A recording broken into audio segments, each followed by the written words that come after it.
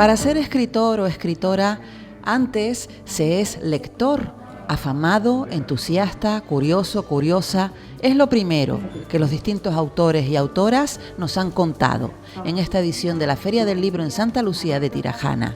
Allí se encontraba Santiago Gil. Es esencial, que no estado en mis talleres saben que yo siempre digo que no hay milagro, que no existe otro camino para el aprendizaje de la escritura que la lectura, ¿no?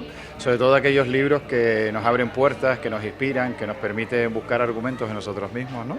El taller es un pequeño apoyo, igual que un libro, pero detrás está la persona que lee, ¿no? Yo creo que cuando nosotros escribimos lo que apelamos es a mujeres y hombres inteligentes, creativos, que puedan recrear ese libro, que no es más al final que papeles y letras, símbolos que si lo coges fríamente no significan nada, y sin embargo cuando pasa por la mente y sobre todo por el alma de cada uno se convierte en un milagro. Hombre, Guayedra es una reivindicación del rey derrotado, el rey Tenésor Semidán, el que todo el mundo, mucha gente ha considerado traidor, y para mí es todo lo contrario, es un ejemplo de resiliencia, fue un ejemplo de inteligencia, de consenso. Justamente en el mundo tan caótico que vivimos hoy en día, pues a mí me parece que personas como Tenésor Semidán son un ejemplo a seguir, ¿no? En su forma de actuar en la vida, en su legado, ¿no? Sobre todo su legado cultural y espiritual, que es el que nos dejó, el que está apareciendo ahora justamente, ¿no? Porque no fue arrasado todo precisamente porque él vio que estaba todo perdido, ¿no? Y tuvo que negociar de alguna manera para evitar la extinción absoluta. Entonces, y luego lo que pasa que yo sí traigo es un acercamiento a la Canarias también del siglo XXI, ¿no?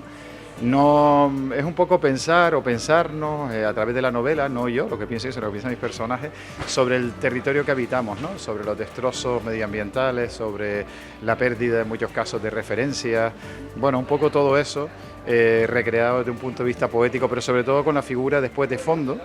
Tenésor es el protagonista, pero el punto en ciego de la novela es Atidamana o Andamana, que es la mujer que cambia todo el destino de los últimos años de los antiguos canarios, ¿no? Primero hay un trabajo de documentación, un trabajo de acercamiento, de tanteo. Uno se obsesiona con los temas mucho tiempo antes de que los escriba, mucho tiempo antes de estar dándole vueltas. Y como dice Paul Auster, que lo perdimos hace poco, las novelas, o decía, se escriben en el subconsciente, ¿no? Entonces en ese subconsciente de repente aflora todo aquello que tú intuías que podía estar ahí y qué es lo que te obsesionaba y te interesaba de esas historias, ¿no? Luego trato de dejar todo en manos de la imaginación, del vuelo, del cruce de realidad y fantasía, de la memoria y de lo que no es memoria, pero de alguna forma forma parte de nosotros a través de la intuición. Guayedra tendrá continuidad, no la pierdan de vista.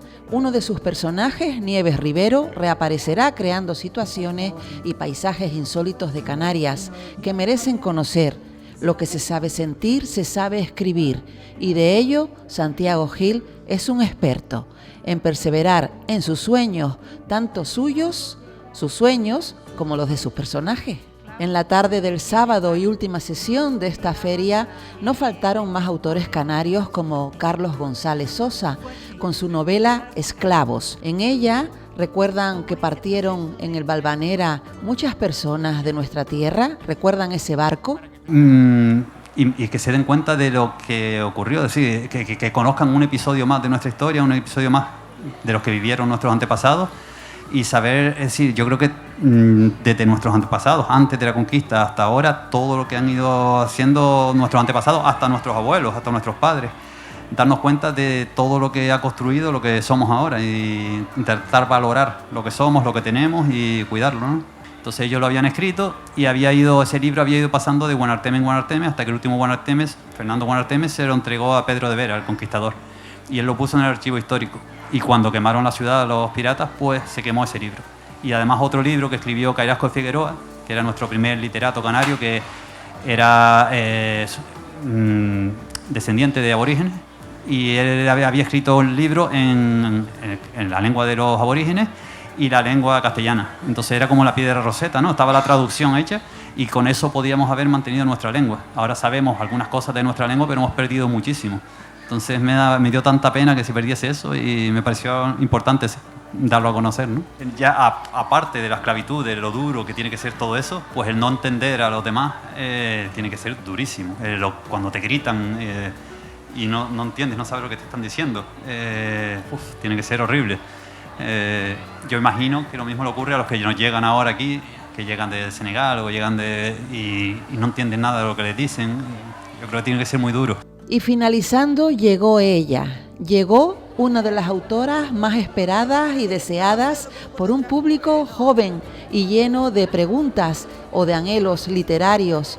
Vamos, toda una influencer. Ella es Inma Rubiales. Muchos son los fans que acompañan esta noche, algunas acompañadas por sus madres, amigas, compañeras, compañeros, grandes admiradoras y admiradores de esta joven escritora. Se han repartido unos 400 tickets para hacer cola, para coger la vez, para que la editora firme su último libro, que ha sido un gran éxito, y eso lo estamos viendo aquí en esta feria del libro en Santa Lucía de Tirajana. Cuando uno tiene que presentar a una escritora y su última creación literaria, porque al final es una creación, su novela es una creación, estamos continuamente creando en nuestra vida, es un poquito difícil, Inma, he de reconocerlo, porque quien escribe imagina, ¿no? Echa a volar su imaginación, pero ahí entre esas palabras siempre se cuela un poquito de la esencia de cada uno. ¿Me equivoco? No te equivocas. Entonces, como decía, pues es un poco complicado, ¿no?, poner esto con palabras. Yo había leído sobre Inma. Ella es extremeña, está estudiando publicidad y relaciones públicas, pero lo que más me llamó la atención es que tiene solo 21 años, que ella tiene 22, desde hace un mes. Mira, ya ha cumplido los 22, pero bueno, es muy joven. Y ya tiene en su haber varias novelas. La primera la publicó con solo 17 años. Los críticos, siempre que van a presentar un libro, ellos suelen destacar si el libro engancha o no. Yo veo las caras por ahí, ya se lo han leído todas seguro, ¿no? Bueno, lo peor es que se lo leen como en un día o algo así. Día, ¿no? Claro, y yo he tardado en escribirlo como 8 meses y es como, tarda por lo menos 2, por favor, alárgalo un poco, alárgalo. Bueno, pero hoy Inma les va a desvelar seguro que secretos que ustedes no han sabido reconocer en la novela, ¿no? Tiene algo por la que yo creo que todo el mundo debería leérsela, que para mí es lo más importante que quizás haya encontrado en esta novela, a lo mejor para ti no, pero es que habla del verdadero motor de la vida, que es perseguir nuestros sueños.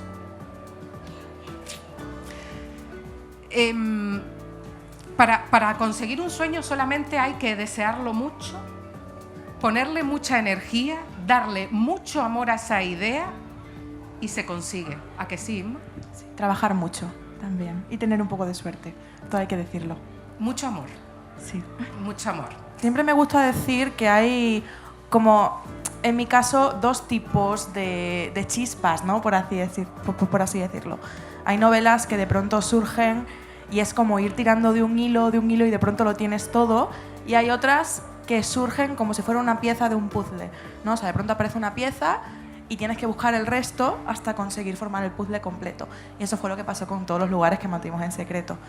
Empezó, la primera pieza fue la premisa. Yo quería que fuera acerca de una chica que se va a la otra punta del mundo y allí se reencuentra con alguien de su infancia, ¿no? Era un poco como el primer esbozo que tenía en la cabeza. Y ya a raíz de eso luego sale Finlandia, que es el lugar donde se ambienta, luego sale todo el tema de la lista. O sea, es como que vas buscando piezas y cuando te quieres dar cuenta tienes toda la novela y dices, vale, ahora es momento de ponerme a escribir. A mí me gusta decir que mis novelas siempre me dejan una enseñanza.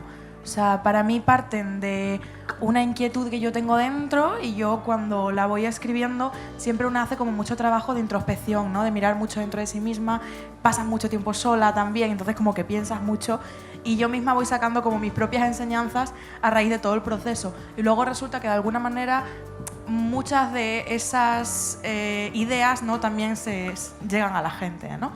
En mi caso, como esa inquietud que tenía era todo el tema este que se pregunta tanto Maeve de, ostras, ¿qué pasaría si muriera dentro de 3 minutos? ¿Realmente habría aprovechado mi vida? No, y era como algo a lo que le estuve dando vueltas durante toda la escritura de la novela y bueno, al final, pues un poco yo creo que la enseñanza que sale del libro es, oye, nos vamos a morir todos, tarde o temprano, ¿no? Y bueno, hay que aprovechar la vida hasta ese momento al máximo posible. Yo también destacaría mucho el tema, fíjate, que quizá va un poco en contra de lo que en un principio puede parecer la novela, pero yo no creo que el mensaje final sea tienes que hacer una lista con un montón de cosas súper imposibles que cumplir para llegar a aprovechar la vida, ¿no? O sea, creo que el disfrutar de la vida, el ser feliz, se encuentra sobre todo en disfrutar de los pequeños momentos. En esos momentos a los que no les damos ninguna importancia porque ya estamos como tan acostumbrados que los pasamos por alto, ¿no? Momentos como, no sé, el cenar con tu familia, que a lo mejor es algo que haces todos los días, pero si algún día no puedes hacerlo, lo echarás en falta. O el estar con tu mascota, o a mí me encanta, por ejemplo, el pasear yo sola con música al solecito, ¿no? O sea, como esos momentos así pequeñitos, creo que realmente siendo conscientes de la suerte que tenemos y de lo que estamos viviendo, ahí es donde realmente está la felicidad. Yo estaba buscando un sitio en el que ambientar la novela, quería que fuera un pueblo pequeño, quería que fuera un sitio que no estuviera muy explotado, por así decirlo, ¿no? Que no se hubieran escrito muchos libros allí y demás. Y estuve buscando sitios por Europa, me metía en internet y buscaba mejores pueblos para vivir en Europa, pueblos que jamás pensabas que estaban en Europa, ¿no? Y cosas así, hacía mis listas y tal. Y de pronto, bueno, yo desesperadísima porque tenía como muy claro cómo quería que fuera en mi cabeza, pero no encontraba un pueblo que fuera realmente así, ¿no? Yo tenía claro que quería que tuviera nieve, que quería que tuviera bosque, que quería que tuviera cabañas, que fuera como algo como súper acogedor, súper pequeñito, y no encontraba nada que cumpliera esas características. Y de pronto estaba un día tomando algo con unas amigas, yo desesperada en ese momento de decir, voy a abandonar la novela porque no encuentro el sitio correcto, ¿no? Y de pronto una amiga me dijo, tía, pues yo he estado en Finlandia y me ha encantado. Y yo, Finlandia, digo, allí no hay nada, ¿no? O sea, ¿qué hay en Finlandia? O sea, hay nieve, la casa de Papá Noel, que está por ahí arriba, ¿no? Digo, no hay mucho más en Finlandia. Y esa noche, por pura curiosidad, estaba en la cama, entré en Google Maps, cogí el muñequito, lo solté en un punto aleatorio de Finlandia y cayó en Sarkola, un pueblo de 300 habitantes que tenía bosque, nieve, lago, muelle, o sea, y todas las cosas que estaba buscando. Y dije, pues ya está, tiene que ser aquí, ha sido una señal del destino. ¿Sé yo algo sobre Finlandia? No, pero tendré que aprender. Y así ha sido. Tuve ahí mucho lío con lo del primer beso, por ejemplo, porque yo soy muy ansiosa. O sea, vosotras pensad que yo soy igual de fan que vosotras.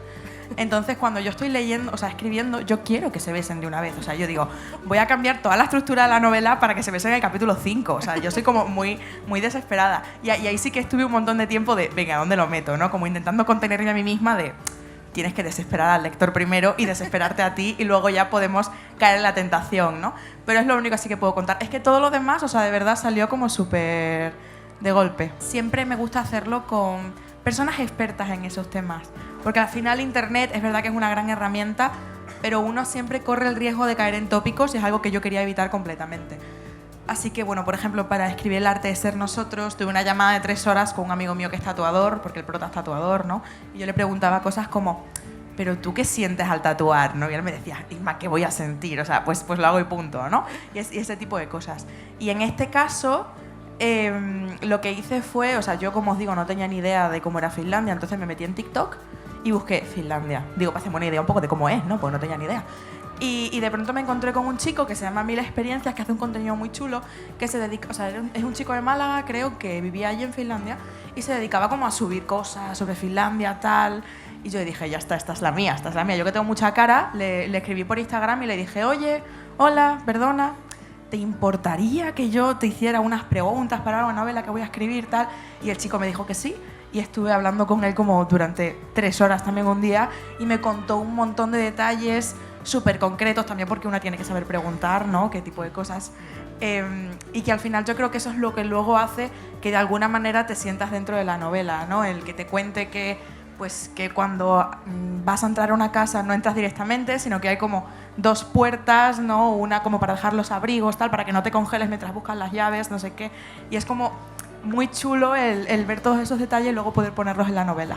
O sea, de alguna manera escribir consiste en contar mentiras. Es que estoy leyendo un libro sobre escritura que me está gustando mucho. Se llama Pájaro a pájaro, de Anne Lamott, y lo recomiendo mucho para quien le guste escribir.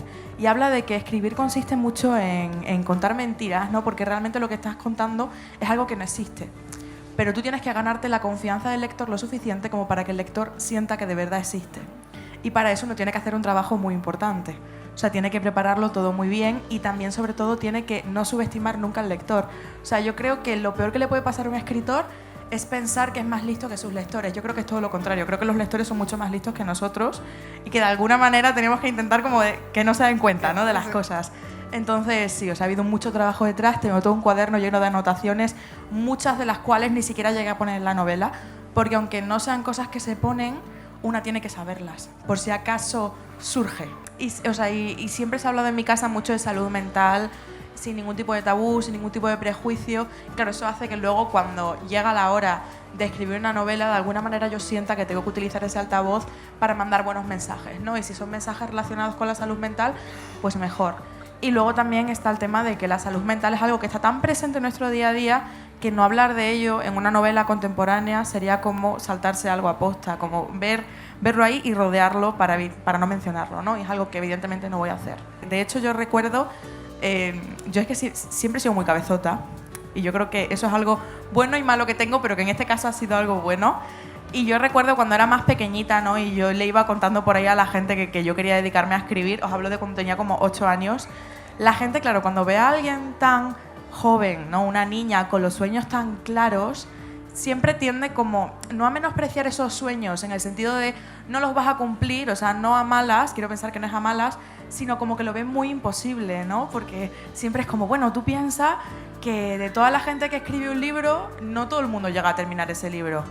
Tú piensas que luego de toda la gente que termina ese libro, a las editoriales les llegan miles de propuestas. No todas las editoriales ven todas las propuestas. Y si la ven, tiene que gustarles la propuesta. Y encima, luego ese libro tiene que gustar a la gente, ¿no? O sea, es como, es uno entre un millón. Y yo decía, bueno, ya, pero alguien tiene que ser ese uno, ¿no? Porque no voy a ser yo. No. O sea, yo lo voy a intentar, ¿no? Porque ese uno tiene que estar por allá en algún sitio. Pero de todos tus personajes, ¿tu favorito es? Es horrible. Odio esta pregunta y además me hace mucha gracia que cada vez que alguien me la hace, todo el mundo saca el móvil como diciendo, vamos a cancelarla en Twitter. Yo sé que todas queréis que diga Logan, pero no voy a decir Logan. Voy a decir a mi protegido que es Connor. Es que lo quiero mucho, tengo que decir que lo quiero mucho. Y tengo que deciros que Luca es un personaje al que no me gustaba, pero que le he ido cogiendo cariño también. Y luego Logan, Lea, es que todos. Bueno, pero con mis chicas me quedo con todas, con mis chicos me quedo con Connor. Isma, entonces Luca puede ser, eso que le hayas ido cogiendo cariño, puede ser a lo mejor una pista para la chica que preguntó antes. Yo no sé, no tengo ni idea, no tengo ni idea. Yo cuando estoy escribiendo soy como una niña pequeña y creo que se nota mucho en redes sociales porque voy todo el rato poniendo cosas y yo me emociono más que nadie. Creo que hay como momentos muy especiales. En mi caso, por mencionarte así partes de novela, son siempre el momento del primer beso en todas mis novelas. Para mí es como súper importante porque es una escena que siempre se me ocurre al principio. Siempre, o sea, yo tengo que tener, cuando empiezo una novela, siempre es como, vale, tengo el inicio, el final, a lo mejor, un poco si va a acabar bien, si va a acabar mal, pero tengo el primer beso, siempre es como, y tengo que llegar ahí. Y luego ya de ahí al final, pues a ver qué hago, ¿no? En el caso de Todos los lugares, fue para mí como un momento súper top porque llevaba escribiéndolo, o sea, en mi cabeza un montón de tiempo y luego tuve que escribirlo el día que me tocó en el coche con mis amigos de camino a no sé dónde, o sea, lo terminé rápido en las notas del móvil, tal, fue como ya está, porque lo tenía que publicar en Wattpad. Y luego también los finales también son como muy importantes. Y ahora ya, un momento más de escritura es ese momento en el que encuentras la voz del personaje. No sabría cómo explicarte cómo es exactamente, pero no todos los personajes suenan igual. O sea, no todos los personajes se expresan de la misma manera.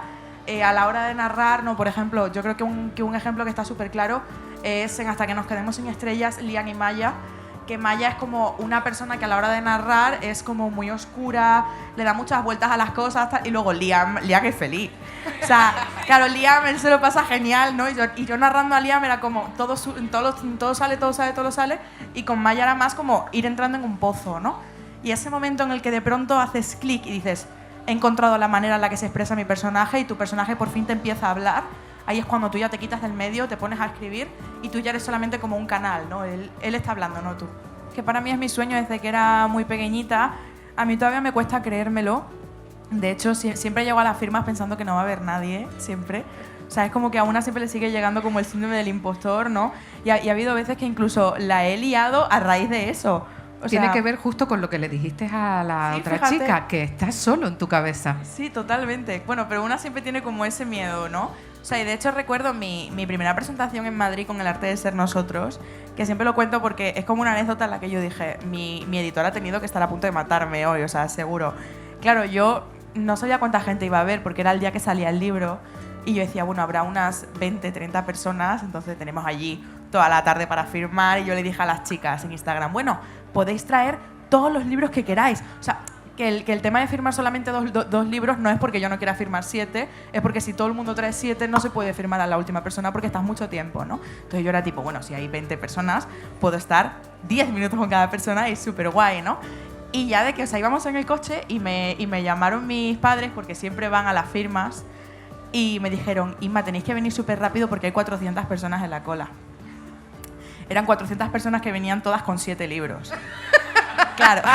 Era lo que tú habías dicho. Claro, y vino mi editora ya cuando se dio cuenta, ¿no? Porque yo me había olvidado de que yo había dicho eso. Y me dijo, Inma, ¿cómo que tú has dicho que pueden traer 6 libros? Digo, claro, yo pensaba que no iba a haber nadie. Pero tú, no, como diciendo, por Dios, por Dios. Y bueno, al final conseguimos salir de ahí, todo el mundo se llevó sus libros firmados. Ahora ya ponemos 2, incluso cuando me entra el síndrome del impostor, digo, por si acaso. Y ya si luego se puede, pues mira. Así, de esta bella manera, pensando en cuál será el próximo libro que nos cautive, con la ilusión que se repite, que en esta larga fila de personas, de jóvenes lectores, acompañados por sus padres, por sus abuelos, por amigos o amigas, futuros escritores, periodistas, profesores, filósofos, quién sabe, esto no ha hecho sino empezar. Ya con ello, con estas imágenes de ilusión, les esperamos en la próxima Feria del Libro 2025.